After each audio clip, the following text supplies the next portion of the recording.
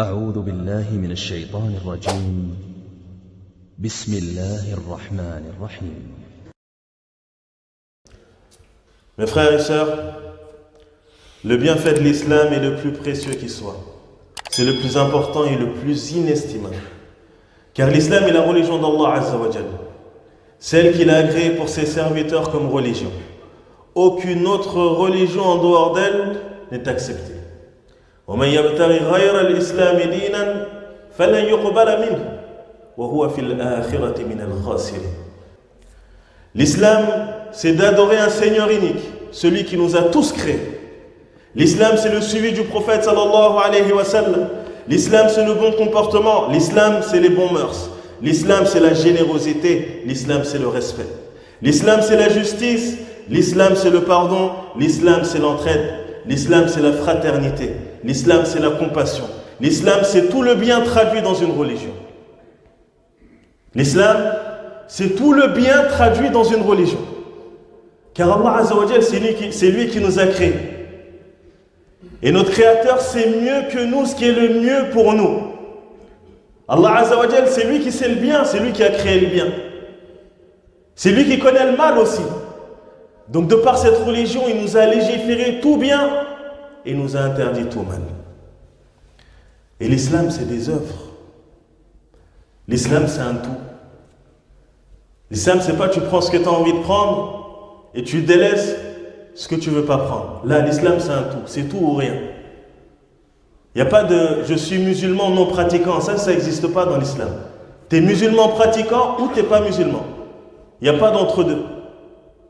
L'islam, tu prends tout. Le prophète sallallahu alayhi wa sallam, lorsqu'il a été questionné sur l'islam, lorsque l'ange Jibril est venu à lui sous l'apparence d'un être humain et qu'il l'a questionné, parmi les questions qu'il a posées, mais l'islam, c'est quoi l'islam? Le prophète sallallahu alayhi wa sallam, il dit Al-Islam wa an tashhada an la ilaha illallah. L'islam, c'est que tu attestes que nulle divinité ne mérite l'adoration si ce n'est Allah.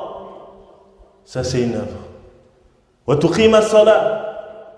Et que tu accomplisses la prière. Ça aussi, c'est une œuvre. Wa tu'ti az-zakat. Et que tu t'acquittes aussi de la zakat, qui est aussi une œuvre. Wa tasuma ar-ramadan. Et que tu jeûnes le mois de Ramadan. Ça aussi, c'est une œuvre. Wa tahujju al-bayt. Wa tahujju baytillah. Et que tu accomplisses le pèlerinage. Donc quand il a été questionné sur l'islam, il a cité des œuvres, sallallahu alayhi wa sallam. Il n'a pas dit l'islam, c'est juste le cœur. Juste que tu crois qu'Allah c'est ton Seigneur. Là. Mais il l'a traduit par quoi? Par des œuvres. Tilka al-jannatu allati urithumuha bima kuntum ta'malun. Allah Azza wa Jalla dit dans le Coran, et voilà le paradis que vous avez hérité de par les œuvres que vous avez faites. De par quoi? Les œuvres que vous avez faites. C'est pas par nos œuvres qu'on rentre au paradis, mais par la miséricorde d'Allah subhanahu wa ta'ala. Mais les œuvres qu'on fait, c'est une cause pour pouvoir obtenir la miséricorde d'Allah subhanahu wa ta'ala par laquelle on va rentrer au paradis. Tilka al-jannatu allati urithumuha bima kuntum ta'malun. Et voilà le paradis dont vous avez hérité de par ce que vous avez œuvré. Donc les œuvres, l'islam c'est des œuvres. L'islam c'est pas le simple fait de se revendiquer musulman. Là, il faut que derrière les œuvres suivent ce que toi tu dis avec la bouche. C'est bien de dire aux gens il faut être honnête, mais lorsque toi tu parles, tu mens. Mais il faut des œuvres derrière. Il faut que les œuvres, elles rendent véridique ce que toi tu dis avec ta bouche. Donc l'islam, il faut que tu le mettes en application. Il faut que tu appliques l'islam. Et quel énorme bienfait d'avoir Allah subhanahu wa ta'ala comme Seigneur. Un Seigneur juste, un Seigneur droit, un Seigneur qui n'aime pas l'injustice, un Seigneur qui s'est interdit l'injustice et qui l'a rendue interdite envers ses serviteurs. Un Seigneur qui aime ses serviteurs, un Seigneur qui veut le bien pour ses serviteurs. Et c'est pour cela qu'il a légiféré cette religion. C'est pour cela qu'il a envoyé ses prophètes. Allah, il aime ses serviteurs. Il aime ce qu'il a créé. Allah, il a plus de miséricorde pour toi que toi-même t'en as pour ta propre personne. Allah il a plus de miséricorde pour toi que n'en a ta mère pour toi-même. Allah il aime ses serviteurs.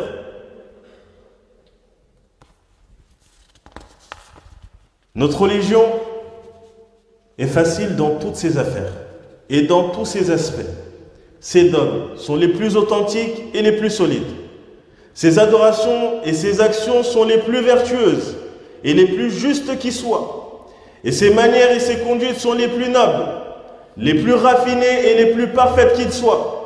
Il incombe donc aux musulmans de connaître véritablement leur religion et de s'y accrocher fermement et de s'éloigner de tout extrémisme ou de laxisme, d'excès ou de négligence et de rajout ou de diminution. Alhamdulillah, la religion elle est facile. Ce qu'on t'a ordonné de faire, ce qui est une obligation, fais-le. Ce qu'on t'a déconseillé de faire, ce qu'on t'a interdit de faire, tu t'en écartes. Ce qui fait partie des œuvres surérogatoires, ce que tu peux faire, fais-le. Fais ton maximum pour faire le bien. Ce que tu ne peux pas faire, délaisse-le. Le mal, l'injustice, écarte-toi-en. D'accord? La religion, c'est ça. On ne t'a pas demandé de venir rajouter des choses dans cette religion, car la religion, elle est complète. On ne t'a pas demandé non plus de diminuer la religion de ce qu'elle contient, car la religion, elle est parfaite. La religion, elle vient d'Allah. Allah, il a complété sa religion. Et alhamdulillah, c'est ce qu'il a agréé pour l'ensemble de l'humanité. Quiconque a été gratifié par Allah Azza wa Jal de cette religion et se place sous la bannière de l'islam doit réaliser la valeur de ce bienfait. Il doit aussi veiller sur le rang de celui-ci en le sauvegardant et en le conservant. Il doit entretenir cet islam et le garder intact de tout ce qui peut le dépécier ou l'annuler. La religion, c'est la chose la plus importante que tu possèdes. La religion, c'est la chose la plus importante que tu possèdes. Qu'est-ce que tu peux posséder de plus important que ta religion? Si maintenant tu as pris conscience que la religion, c'est la chose la plus importante que tu possèdes, pourquoi jouer avec la religion? Pourquoi prendre la religion en jeu? La religion, c'est pas un jeu. C'est du sérieux. La religion, c'est tout ce que tu as. Tu vas mourir, tu vas tout délaisser derrière toi. Ce qui va rester, c'est ta religion. Inna Allah yu'ti ad-dunya man yuhib wa man la yuhib wa la yu'ti al-iman illa liman ahab. Allah Azza wa Jalla, il donne ce bas monde, les biens de ce bas monde, les voitures, l'argent et tout ce que les gens convoitent. Il le donne à celui qu'il aime et à celui qu'il n'aime pas. Amma l'iman, la foi, il ne la donne qu'à qui? Qu'à celui qu'il aime. Donc si Allah il t'a fait don de cette foi-là, que tu crois en lui, que tu crois en Allah Azza wa Jal comme Seigneur, et en Muhammad sallallahu alayhi wa sallam comme prophète, et en l'islam comme religion, il t'a certes donné un bien que tu ne peux même pas comparer à autre chose. Il n'y a pas meilleur que l'islam. Allah il t'a fait don de cet islam-là, il t'a tout donné. Même si tu manques de tout par rapport aux choses de ce bas monde-là. Alhamdulillah, il t'a mis sur la voie qui va te mener au paradis.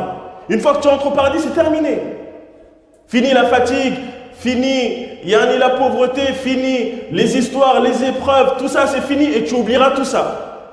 Tu oublieras cette vie d'ici-bas et tu oublieras tout ce qui a pu se passer en mal. Toutes les épreuves que tu as pu avoir, toutes les fatigues que tu as pu avoir, tu oublieras tout. Une fois que tu rentres au paradis, c'est terminé. Qu'est-ce qu'il y a de mieux que cela? Donc il faut qu'on se rende compte de ce bienfait, de cet énorme bienfait qui est l'islam. Qu'on mette en application cet islam. La mise en pratique de la religion. C'est bien beau d'apprendre, mais ce n'est pas tout. Il faut apprendre pour mettre en application. Ce n'est pas le simple fait d'apprendre, de mémoriser, de savoir, et puis c'est terminé. Non, tu apprends et tu mets en pratique. C'est difficile, certes, non, mais le paradis n'est pas gratuit. Il va falloir que tu fasses des efforts. Et ce qu'Allah Azza wa Jal t'a ordonné de faire, sache que ton bien se trouve dans ces choses-là. C'est Allah, c'est lui qui t'a créé. Quand il veut une chose, il dit soit et allez. S'il veut t'octroyer le bonheur, il va te le donner. Mais pour ça, il va falloir que tu lui montres que tu le veux. Tout le monde recherche le bonheur. Mais le bonheur ne se trouve que dans la religion. Et cette religion-là est la source du bonheur ici-bas. Elle est la voie qui mène au bonheur éternel dans l'au-delà.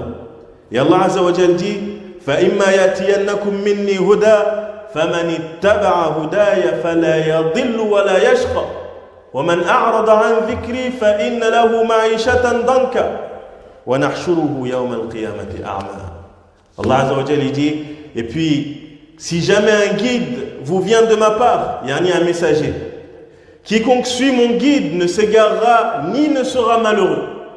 C'est qui parle? Allah subhanahu wa ta'ala. وَمَنْ أَحْسَنُ وَمَنْ أَصْدَقُ مِنَ اللَّهِ قِيلًا. Et qui est plus véridique dans ses dires qu'Allah subhanahu wa ta'ala. Il dit, et puis si jamais un guide vous vient de ma part, un prophète vous vient de ma part, avec des preuves qui montrent qu'il est véridique, qu'il a été envoyé par moi, quiconque suit mon guide, quiconque suit mon prophète, ne s'égarera ni ne sera malheureux.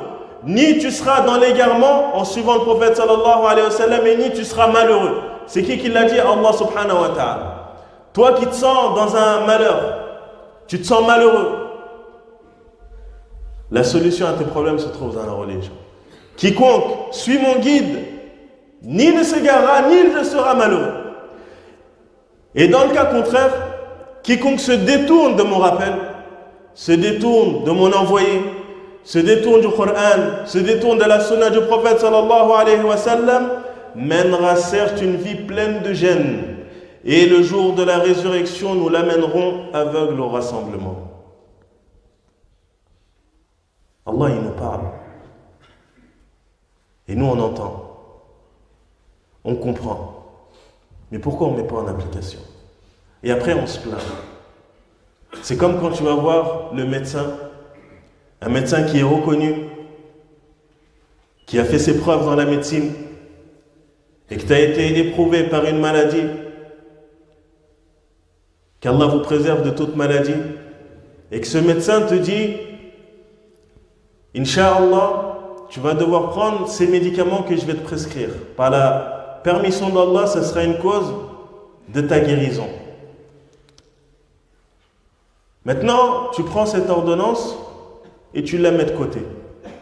Tu ne prends pas ces médicaments. Tu ne cherches pas à te guérir par ce que ce médecin t'a dit, alors que c'est son travail. Et ensuite, tu te plains de la maladie. Tu te plains de ne pas guérir, alors qu'on t'a donné la solution. Allah Azza wa Jal nous a donné aussi la solution pour qu'on soit heureux ici-bas et dans l'au-delà. Et cette solution-là, c'est la religion. C'est la mise en pratique de cette religion. C'est le fait de se soumettre, zahiran wa batinan, intérieurement et extérieurement à Allah subhanahu wa ta'ala. La solution à tous nos problèmes se trouve dans ça. Maintenant, si toi tu penses que tu vas trouver une autre solution que ce qu'Allah t'a cité dans le problème, tu peux toujours continuer à chercher. Mais sache que tu ne trouveras pas. Et j'espère qu'on va revenir à la religion d'Allah avant qu'il ne soit trop tard. Car notre vie, elle est comptée, le temps, il est compté, les heures sont comptées. Et viendra le jour où on priera sur toi. Et ce jour-là, ça sera trop tard. Tu voudras revenir pour mettre en application cette religion, mais ça sera trop tard. Mais aujourd'hui, tu as encore cette possibilité. Allah Azza wa Jal t'a laissé encore en vie. Donc on revienne à Allah subhanahu wa ta'ala, qu'on s'accroche à sa religion. ربنا آتنا في الدنيا حسنة